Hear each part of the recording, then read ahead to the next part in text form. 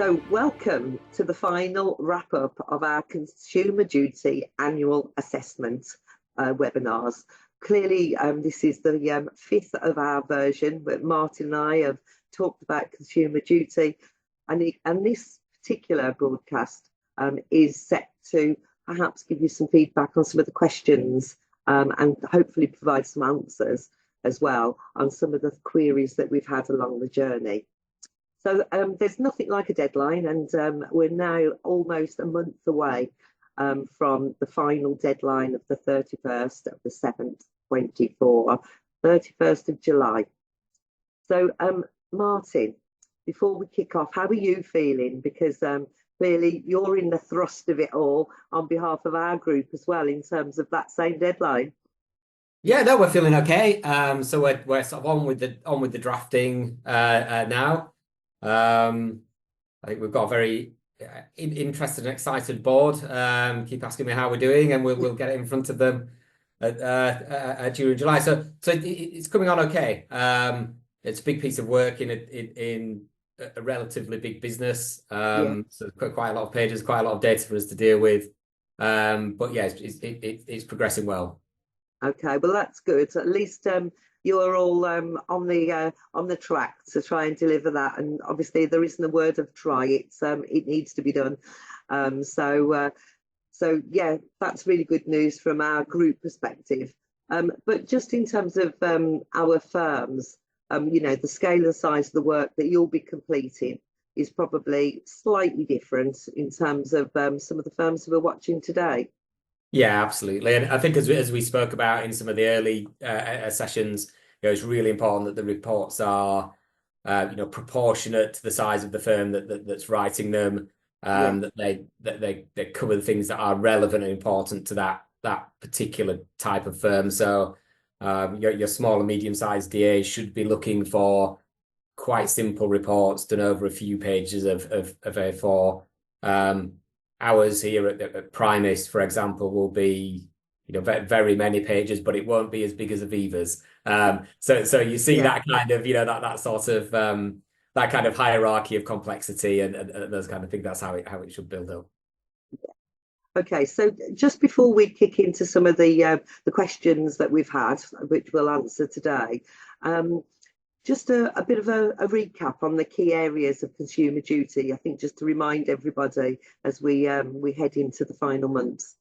Yeah, so in terms of the report, what we're looking for, or what the rules are requesting, is a report to the governing body that sets out the results of the monitoring that's occurred in respect of Consumer Duty and any actions that are required as a result of that. So it's a report that says, are we creating good outcomes for our customers? Mm-hmm. We really advocate that the report should be structured along the lines of the cross-cutting rules and the outcomes. So there's obvious sections covering, for example, products and services, customer understanding, fair value, and customer understanding. So that you can map it really onto the duty very directly. So that's the thing that we're aiming for by the end of July. Okay. And we talked a wee bit about vulnerable customers in all of this as well, just in terms of a bit of an overlay with Consumer Duty outcomes, understanding that and ensuring that the customer actually understands that, the vulnerable type characteristics of those customers, whether or not firms are actually perhaps adapting their service for those type of customers. That still remains as something that we should be considering when we're writing our plan. Yeah, certainly, and across each of the outcomes, that thread of our vulnerable customers getting outcomes that are no worse or at least as good as the rest of the customer base should come across, and the reasons for thinking that either they do or they don't should come across. And if in the case that you think that they don't, the steps that you might take to address that gap should come across as well. Okay, so I'll kick into a few of the questions that we've been asked, and one of them I'll kick off with a couple of firms have asked, is it mandatory? So first of all, that's a yes/no answer, Martin. Is it mandatory? Yeah, it is mandatory, and I suppose there's a few things actually that are mandatory in there. So the first one is that the report has to be produced. So that's mandatory number one. But beyond that, there's a set of things that the rules say that you have to do with the report as well as just produce it. So you've got to present it to your governing body. I think in one of the previous sessions we talked a little bit, didn't we, about what that is. So in simple terms, the board, but accepting the complexity and size of businesses change exactly where that needs to go. And then that board needs to do some things with the report. So they need to confirm that they're satisfied or not with whether the firm's meeting its obligations under the duty. And so that would be in the form of traditionally in a board structure, a minute or something like that records that's the case. And assess whether the firm's business strategy is consistent with its obligations. So again, that's a minute of discussions around that in a traditional board setting, or something more simple in a simpler business. And then the governing body is still not done its job even at this point. It's still got to do some more. So it's got to agree any actions that come out of the report in respect of driving good outcomes, and also any actions that should be taken if the report identifies customers who've not had good outcomes. So that probably shouldn't come up too often, I think, in the set of reports that I feel. But if you wrote a report and say, actually, when we look at it, we think this group of customers, we've solved the wrong thing, then that would drive those kind of actions. And then any amendments to the firm's business strategy as well, they need to be approved. So just writing the report isn't the fullness of the mandatoriness. There's a set of other mandatories that kind of trail off after it's been produced. And those things need to happen before the 31st of July. So I kind of putting the last full stop on the report at midnight on the 31st of July won't quite get you there because you still got those governance steps in the rules. Understood. So in a smaller firm, that's probably the SMF type functions, is it, that would document something to say they've produced it? Yeah, it would be. And as I say, best not overcomplicate this really. I think in small firms with 2 or 3 directors, it really ought to be this is a report. Do we agree these things? And there's retained in records to show that that's the case. And this isn't, again, I think with the message we've had from the regulator, this is an annual review. And, this isn't something that we put back in the drawer then when we've completed for the deadline of the 31st. This is an ongoing piece of work. And therefore, if there are actions still to be done post the 31st of July, it's fine. It shows that it's progressive and it's doing what it should be doing, which is ensuring that the firms are actually looking at what they do, how they can improve it, what they've identified, but also what further actions. So it's an ongoing piece of work, really. Absolutely, yeah. And the rule intention of having the self-assessment and the report is to force a stop and review. So it's not meant to be a once a year you should think about it. It's once a year you should stop and review and step back from the findings. That's why it exists in the rules. So management meetings that perhaps some of the smaller firms have, where they have their managers together, perhaps this should be something on their regular management meeting agenda item.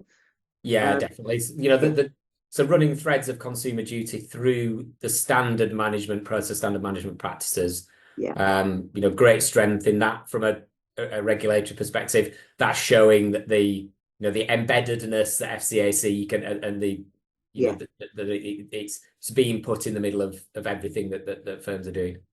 Okay, so I understand at the moment that no private right of action's been attached to consumer duty, and a private right of action is obviously that we mandate the return of these reports. So we'll probably see that post-consumer deadline review date of 31st, that there will be some sampling done from the regulator, maybe, larger firm, medium and smaller firms. And they may well ask, do you think, for evidence of what people have done? Yeah, so I mean, my sense of this, so don't hold me to it if if it doesn't turn out to be true, is FCA are going to be very interested in the very largest firms' self-assessment documents, and I think if you are large enough as a firm to be managed by a named supervisor at FCA, so that's the very biggest firms, then the reports will be requested, as a matter of course by the supervisor. I think as you work down the firm size, so that will become less common. But I think what you will see 100% of the time is if you are contacted by the FCA for any other reason. So if you have a piece of negative MI that turns up, or something lands that makes FCA contact you, or you get sampled by FCA as part of wider range of things. A standard part of that request, I think, will be send us your last consumer duty self-assessment.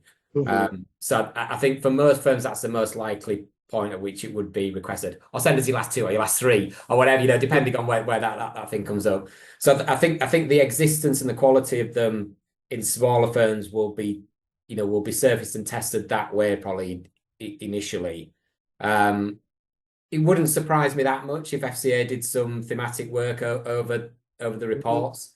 So they started to request samples from firms, not everybody's, but some, to see what the quality is like. And I think you're right. The if they're rubbish, to use the simplest of terms, then you could see that a set of things might fly out of that, which might cause FCA to add pressure over the completion of them and the quality of completion of them, which could include mandating uploading them to systems or whatever.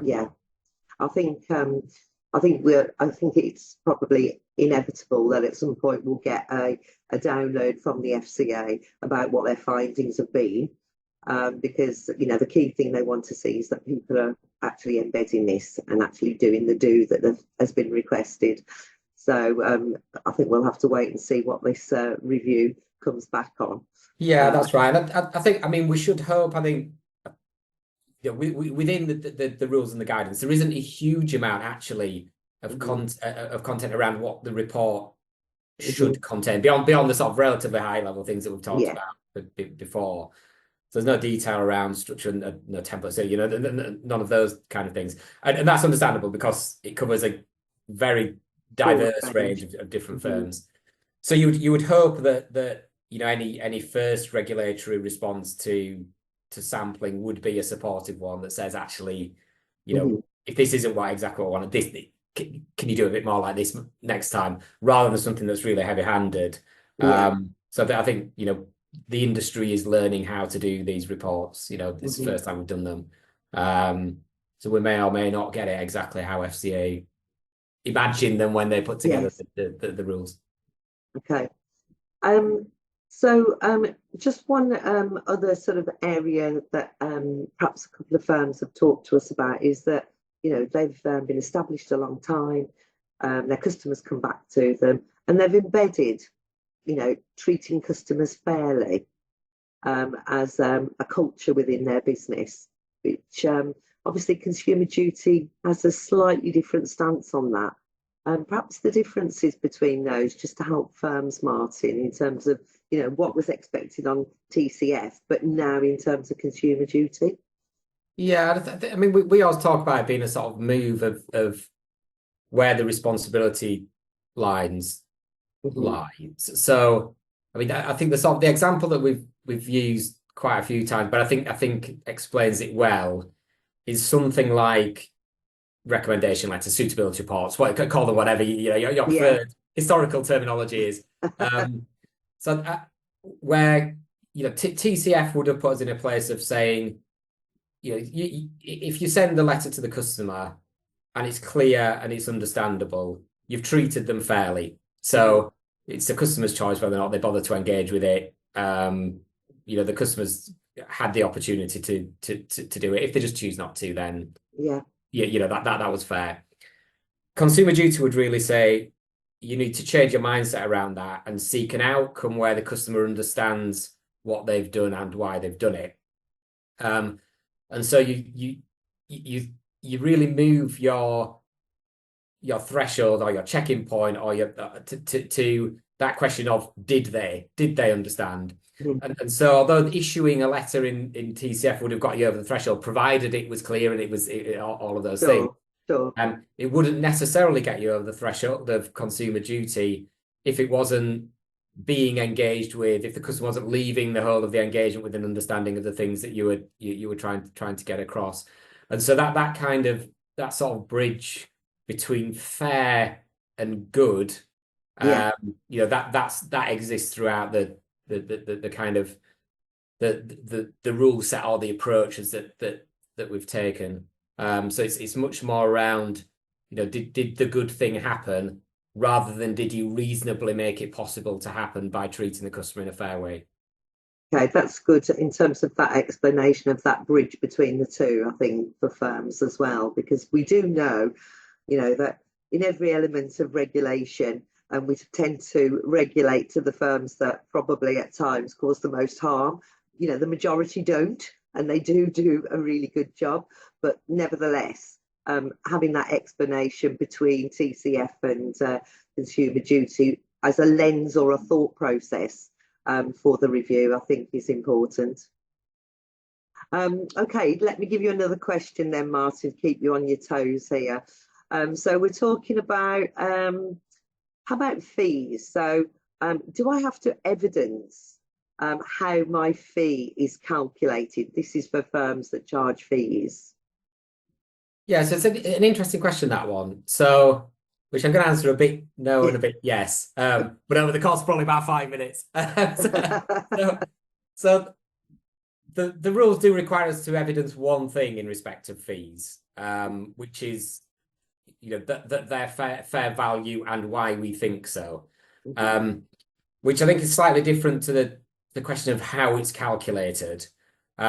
So I mean, we would say that the sort of the fairness or the fair value-ness of a fee ought to be based on the utility of the service, so the value that it's adding to the customer.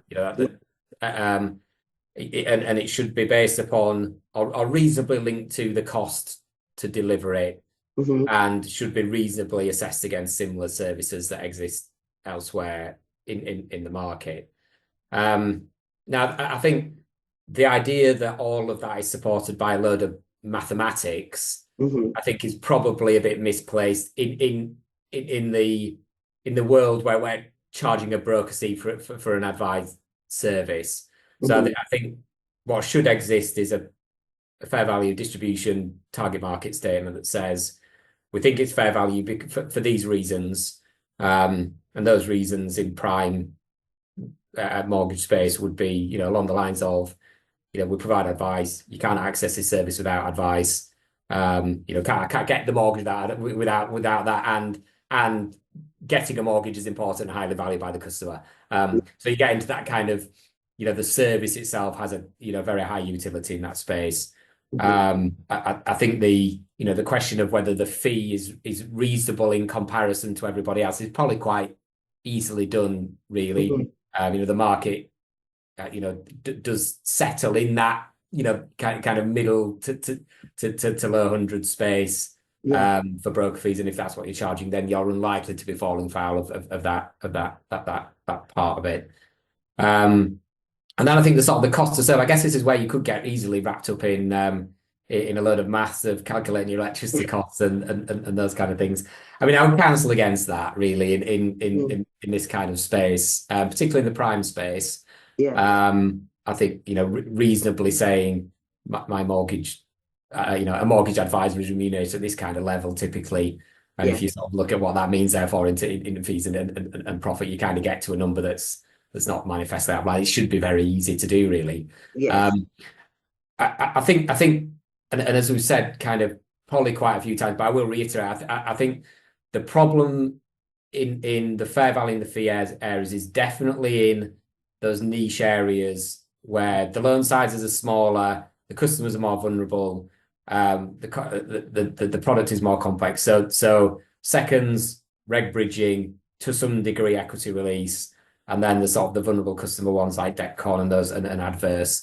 I would still really advocate a lot of care around the fair value assessments on those. And I think this isn't a call to write it up really well. It's more a call to think really hard about whether or not those fees are in the first place fair value. So I think it's that bit that FCA definitely really focused on in our market. And that doesn't mean to say it couldn't be different to that of a vanilla straight through house purchase case, I'm assuming, because there may be some extra work done, but not extreme. Is that exactly that. Yeah. I think that's so the question of is it reasonable to charge more for a complicated or higher risk case than a simple one? I mean, the answer to that ought to be yes. Yeah. I think the challenge is around the stretch, the difference between the two. And how about benchmarking that in the vicinity of where you are, because customers in some areas go to their local broker, and one broker may charge one thing and the high street and the other one down the road may not charge at all. Should there be any sort of, I suppose, acknowledgement of research in the area? So I think that for most firms, I think you could do a lot of that and not really improve your fair value statement that much. Mm-hmm. I think the the key really is that the service is not manifestly a rip-off. That's what FCA are trying to achieve. Mm-hmm. It's not that it's not differently charged to somebody else's fee. I think where there's more value perhaps in getting into those kind of discussions is where you're operating in a market that is more expensive. Mm-hmm. So if you're a prime London broker, for example, then the national level fees are at broker fee kind of inflation probably not that relevant to what you're doing, in which case you might want to think a bit more about what the fees are in your market, and therefore why your fees, which may be higher than you would see elsewhere, are not out of line with what other people are getting charged for a similar service. Yeah, okay, that's understood. Okay, so just reflecting back really in terms of documentation, because obviously things changed, at the point where we were introduced to Consumer Duty 12 months ago. There was lots of work done to perhaps review templates and documentation that supported Consumer Duty. What do you recommend really in terms of documentation changes, and perhaps including this in the review that's conducted right now? So keep the trail, definitely, and understand what changes you made and why. So again, kind of simple examples. If we changed recommendation letters, or if we changed IDs, or those kind of things, or if we've changed some part of the verbal interaction to include different questions, those kind of things, then something that says we did this from this point and this is why, that really helps the trail. I think in terms of the report, really interesting, useful content that was sort of shows good engagement with the review would be, we did it work?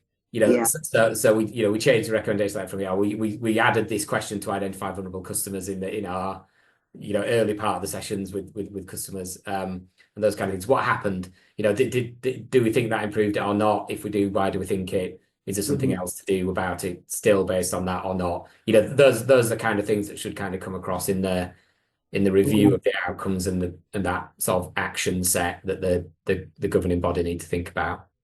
Okay. And in the sort of 4 areas, and I understand there's obviously other overarching pieces in Consumer Duty, to Consumer Duty here, of the 4 areas within what's expected, where do you see the biggest focus? Is there one of the four, or is it equal? You know, in terms of where do our members spend the most time and focus out of those four area expectations? So I would say that the bits that I would expect to have most content are, if we're writing by outcome, then I would say that products and services would cover particularly the success of our advised or other services.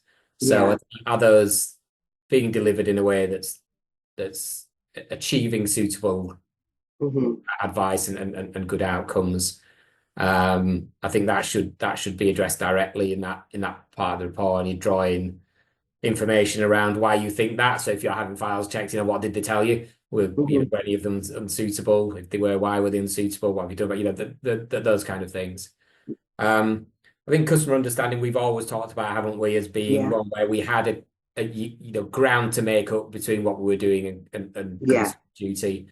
I think, do customers understand why do we think that, that section should have content, that addresses that.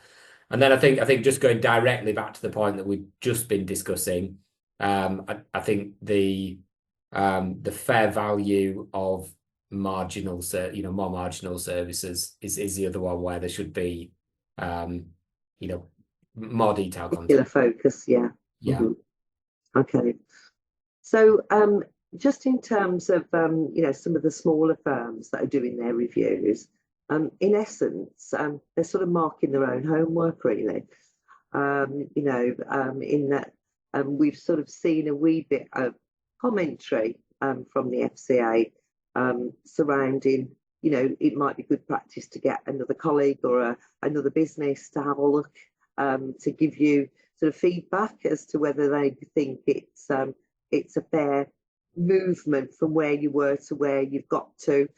I mean, this is something from a TMA perspective, and particularly with the knowledge and expertise of our supervisory area managers, and clearly our key account managers can get involved. But it's an element of, we can be at TMA your critical friend here in terms of helping you in terms of as a broker, and guiding perhaps on what we see that you've contained within your review. Do you think that's good practice, Martin, to have somebody else sort of have a sense check of it?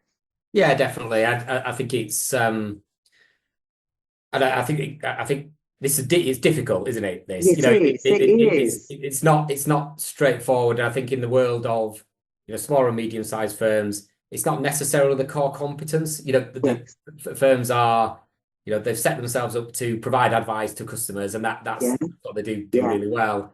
Writing compliance reports is a different skill set, isn't it? It's one that me and my team might enjoy. We might not be that good at giving advice to customers.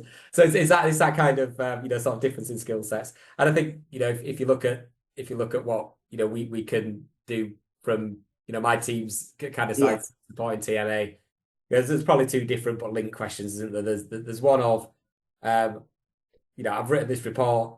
Does it kind of look like it's how it's meant to be? Does it make sense? Is it proportionate? And then I think there's the other link question of, these are the things we've done for consumer duty. Does this look anything like what everybody else has done? And does it make sense in terms of the move from where we were 12 months ago to where we are now? So do we actually land in a position that's consumer duty compliant or consumer duty friendly? And I think both of those are well worthy of asking for help on. Okay, so this sort of call to action from our perspective is, if you are needing some help still, either of those two elements that Martin's just sort of walked through, then that is something to refer back to us on. And obviously, depending on where you are at the moment in terms of your next 4 weeks and what you've done already, then obviously we can look to tailor some support to you to help you get through to the deadline of the 31st as well. So Anything else that we need to include, Martin? I think we have pretty much done in terms of the questions that we've had that's come in. Anything, any further last thought of any area that maybe has been worrying you more, doing your reviews and your assessment for the group? No, I think though that, you know, my kind of guidance for firms would be, you know, writing the report itself will, you know, sitting down and writing it often helps you to write it, if that makes sense. Yeah. So you start to understand, you know, where you need to go with it. I think in terms of how we approach it, you know, make it evidence-based. So, you know, have information and data that helps you, you know, support the conclusions. I know we've said it loads of times, but make it proportionate to your business type and size. You know, don't think you need a 100-page dissertation on the topic. You know, what we do in our market is mainly quite simple. Yeah, it's mainly quite simple. And so focus on the areas that we, you know, we really act in. I think, you know, we've picked out a few areas that we should cover. Again, you know, that fees on marginal services, be careful with that. That is our risk at the moment. And I think that's probably it. You know, don't worry about it too much. You know, get it together. I think it will be fine. Yeah. So those are your words of wisdom. Absolutely. Yeah. That's as good as it gets, Lisa. That's as good as it gets. Okay, Martin. Well, I think just before we wrap up, I think we have seen something out from the regulator to suggest they've got a webinar on the 31st of July. Of course, that will be too late, but that is some guidance on what they're expecting. So on the FCA website, you can actually get the link on that, and we can provide it if anybody wants it. But you can register and perhaps hear directly from the FCA. It's a bit late in the day on the 31st of July, I have to say, but it will sort of probably set the expectation of what they're hoping to see. So if you want to join that webinar, then I think you can actually just sign up to it and listen into the FCA directly. That will be a scary thought, won't it? Yeah, I'll be there. At least it'll give us a very early idea if we've got it all wrong, Lisa. Okay, well, I hope you've enjoyed the final of our series on Consumer Duty annual assessments. We are still around for the next month, and Martin will be under his paperwork of trying to sort everything out from our own group perspective. But genuinely, this is, you know, we are here to help you at TMA. We've got a whole host of people who can help and guide.